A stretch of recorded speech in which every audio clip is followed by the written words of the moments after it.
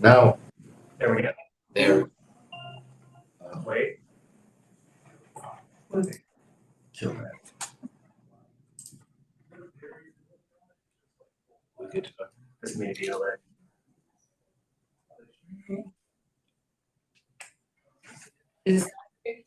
Trish, that one. We're good.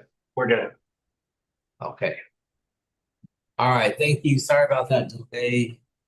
We'll call this meeting to order. The time is now 4:05 p.m.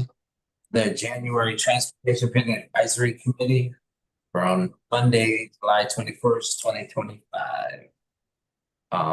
It doesn't, we are just shy of quorum, so we will skip the meeting minutes for now. If we have any public comments submitted. I know the rates. Yeah, here. Try to change the speaker. Nothing might speak. I think we're running two different speakers. Gotta love technology. I don't know. Is it making on your, is it making the speaker on your laptop? I'm not addicted. We're not used.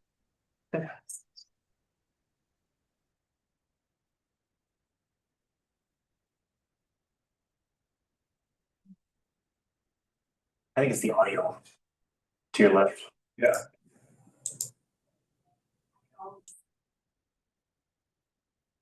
Try now. That better?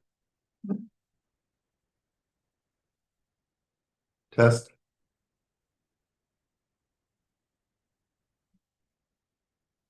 Did that? And we're running.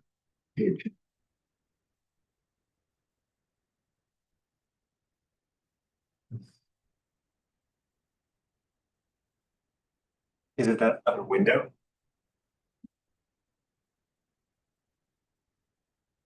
Yeah. This. That's fine. That's This way to shut it off.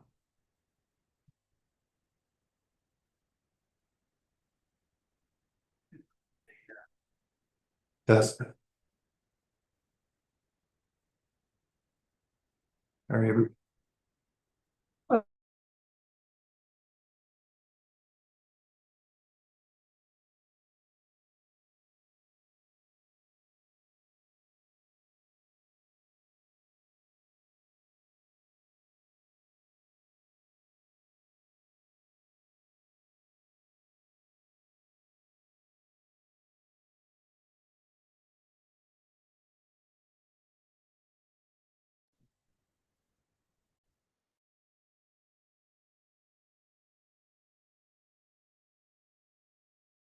Yes.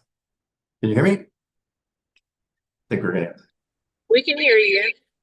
okay, we're gonna, okay, Okay. All Now we right, can, so we do have a quorum now, so is there a motion to approve the minutes from Monday, June 30th?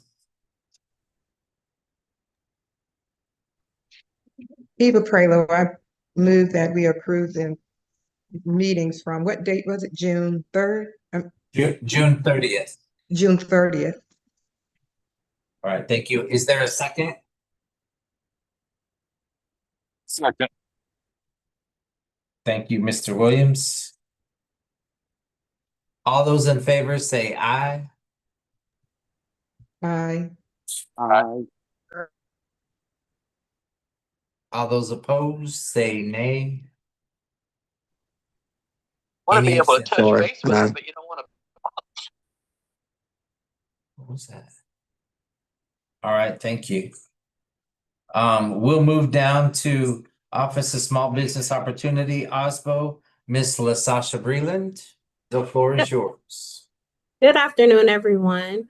Before we review OSBO's update, I would like to take this time to recognize our new personnel. We have 2 new staff members that have recently joined us. Tamari Harris, who is our program coordinator, and Charles Charleston is our new business development and outreach coordinator. OSBO is excited to have them join our team, and we look forward to a prosperous year ahead. Regarding the numbers for our SLBE certification program, we currently have 7 architectural and engineering firms. Construction, we are at 65, 111 non-professional services, 78 professional services, and 5 wholesale, which puts us at a total of 266 certified SLBE firms to date.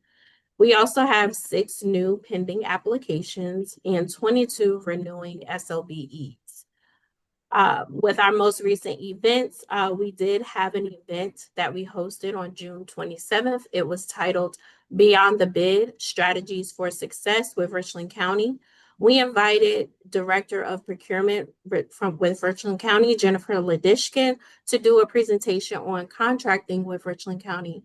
At this event, we had 76 attendees present, and it was a great turnout. We did receive positive feedback from our small business owners as they appreciated OSBO for coordinating an event which will allow them to discover business opportunities with Richland County.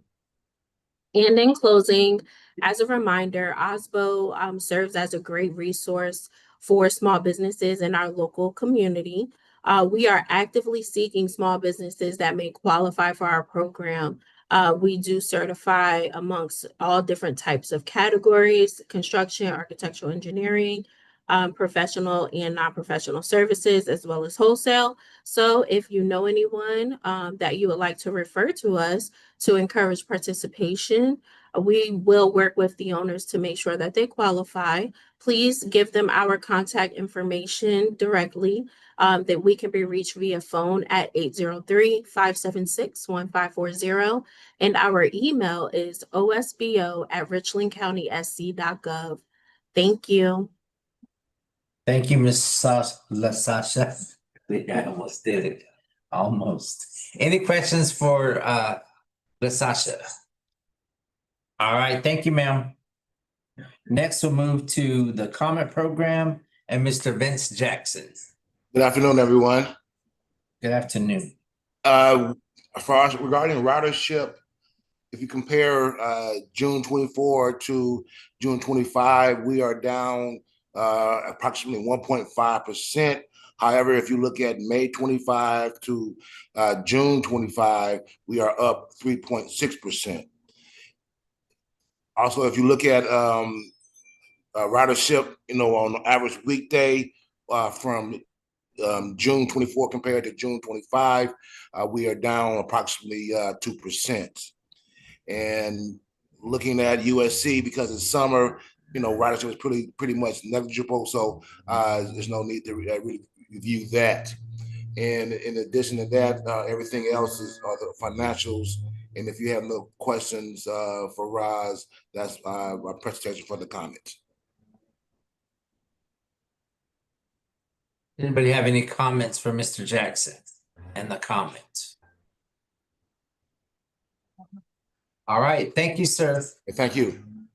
Moving right along, we'll jump down to the transportation program with Director Mr. Michael Maloney. The floor is yours. Good afternoon. Thank you, Chairman Black. Transportation pending. Projects are proceeding on schedule. We have a large amount of traffic though on the Blythewood Road project due to new equipment that will be getting delivered to the Scout factory and plant, which I just received a tour of on Friday, which took a while to drive around it. They'll have some about 1,800 more workers coming in to implement that. I've already begun. There'll be more deliveries of equipment to get the machinery assembled. So we're looking at work at the Blythewood Road Community Road intersection, which has become very, very key due to the closure of Community Road South.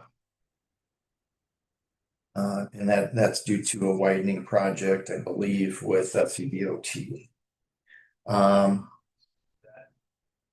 Long term, we're having a check on the roundabout.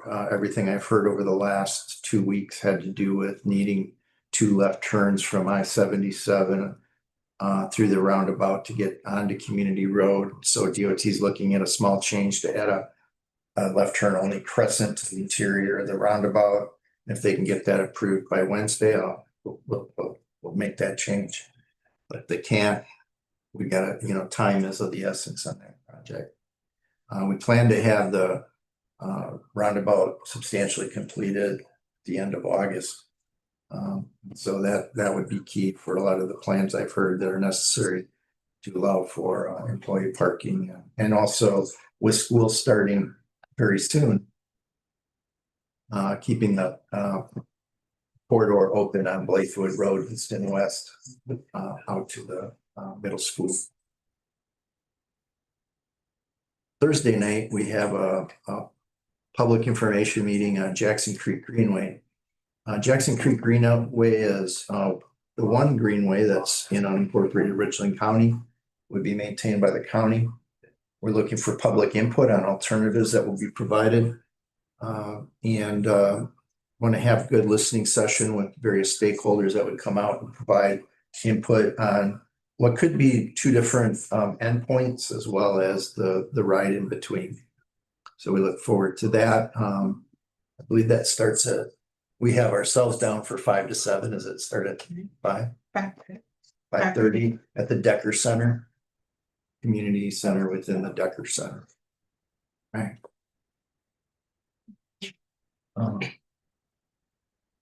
We have 2 sidewalk projects in construction as well. Percival Road sidewalk project is proceeding with additional erosion control measures that we've installed. There was one section that had been designed as a 4-foot sidewalk just due to constraints. We looked at those and got a price to remove those constraints, which included buried water main and a guardrail. And we brought that before council and got approval to do that so that the entire walk will be 5 foot wide. A lot of people go out and look at it and say, boy, that sidewalk is awful close to the road. And in some places we're paving where the road was. So the sidewalks using some of the road, because the road will get moved over. Particularly as you approach the northern end, it's kind of the Decker, a block off of Decker. There's a left turn lane that's no longer used and will allow for that road to shift. So in the end, the edge of pavement will be 3 feet from the edge of sidewalk, and that is a DOT standard. A project with another sidewalk project with a little bit different cross section within town. There's sidewalk. We've got Sunset Drive nearing completion. There's a retaining wall we found that would be added to replace a boulder angled wall, put in a vertical retaining wall just 1 block behind the Burger King. The vertical walls kind of near the Creek Crossing, which are some of the steep slopes that that project has had to the challenge to overcome with retaining walls that you won't see unless you're on the other side, and extended parapet walls for safety are now poured. So those parapet walls with their picture frame formwork just went up in the last 2 weeks.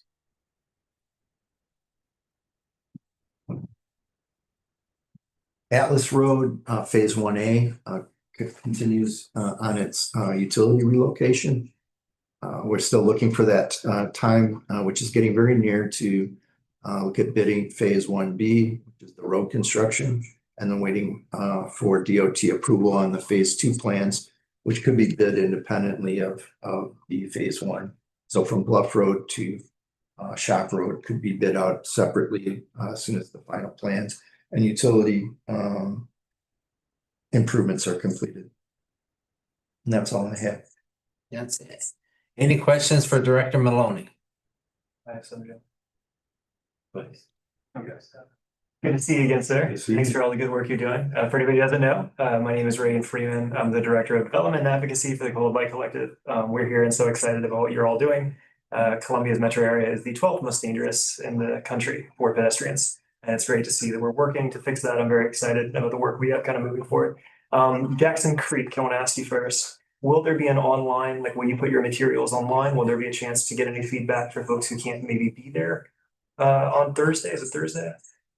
Yeah, so what we were planning to do with that is when we get comments, we'll have comment cards and the ability for people to still email in comments, and we'll have that ability to do whether they go to the meeting or not. We do need to set up a project location though for that to occur, and that they can get them in there. What's our email address? So our website's richlandpenny.com and our email Transportation Penny. transportationpenny@richlandcounty.sc.gov. If I can make a suggestion, putting the PDF, like the materials, like the map online is so helpful. The city of Columbia does this really well. Like there's been meetings that I've not been able to make where, you know, maybe people who are interested or local or could make a meeting could see that, literally that. Get that online so folks can look at it and maybe give you all feedback. I think that would help a lot. You know, people love greenways. That's kind of the reason I'm here. It's really exciting and I'm sure people will have thoughts. So I'd really encourage that. Yeah, we'll put this online and look for comments that can be linked to this. So if you Fantastic. Yeah. click on our link, it should go to our incoming. So I want to move into Penny 2. So this is something we've talked about before, but just to give everybody on the call and in the room, I'm very excited. Richland County applied for what's called a federal Safe Streets for All grant, and we were selected. And it's very exciting because Lexington County has one, City of Columbia has one. These are federal programs which are going to identify, essentially, there's two pieces. There's the feasibility side and then like a demonstration side. I think we just have like a study. Is that correct? Do you know, or is that procurement? Part of our grant takes care of evaluating our roads, but the greater half is for the action plan that we do Well, for pedestrians. Yes, and what's so exciting about that is just, I think it's really going to help as we move forward. It's going to identify where the most dangerous roads are for pedestrians, which I think is going to be really illustrative as we move into Penny 2. Where do we need to maybe do some work?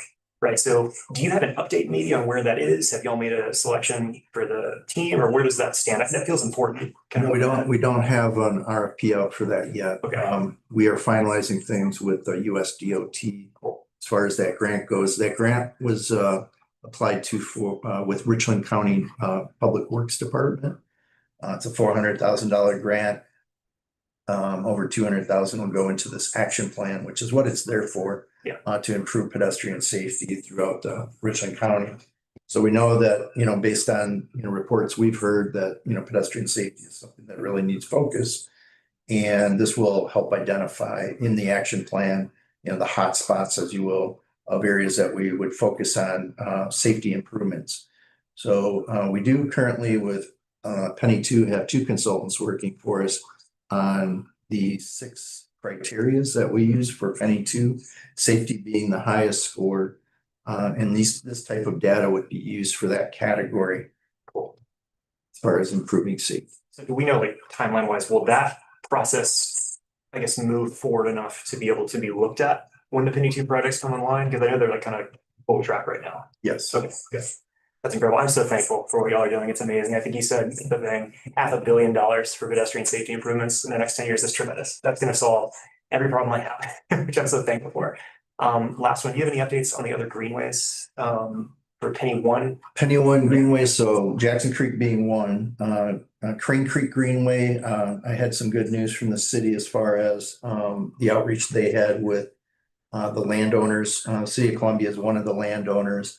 We're also having to check our, I guess, zero rise on the floodplain of Broad River. That one is the project that goes from where there's a lot of projects going on right now. So that may delay getting into construction. But it goes from a parking head, trailhead, up over the spillway that the city had put in to cross the, I don't know, I used to call those backwaters. Up along the, we're gonna have at least two bridges up along the Broad River to get across some of the tributaries that are trying to find their way to the Broad River. And then stay on the, the large sand, if you will, the upland part. And then show to the federal government that and state that we are not going to increase floodplain. So that's good news on the property side of that. And on the Gills Creek project, we're doing an update with the city. I think it's next week, and we've identified different conditions with property owners that we're going to need to deal with. They're also looking at Croson Road, which is a little block there from Fort Jackson Boulevard, that we're going to need to look at some way of getting traffic a little bit further away from the creek, so to make room for the greenway. And our OET, our consultant, is looking into that. So that's the update on that one. I'm so thankful for all you are doing. Thank you so much. I appreciate it. I would just say, moving into Penny Two, the ped bike, and I think we talked about this, it's such a different thing than like traditional road projects. It just involves a lot more stakeholders and things like that. Whatever can be done, if that's a subcommittee or part of this, I know you all are working so hard. Like, we just want to be involved. I think there's probably many people who just want to be a part of this. And you guys offer that opportunity, but whatever can be done to build that, to champion this stuff, like people love greenways, right? Like people love sidewalks. Like, this is stuff that's keeping people safe. So whatever we can do, I know I've probably talked too much as it is, but thank you. Just if you can consider that moving forward, that'd be great. Thank you. Any other questions for Director Maloney? All right. Next, other business, our next scheduled meeting will be Monday, August 18th, 2025. And without any other business, we will stand adjourned at 4:26. Thank y'all. Thank you. Thanks, y'all. Thank you. Thank you. Thank you. Short, sweet, to the point. I think I figured out why it was the echo.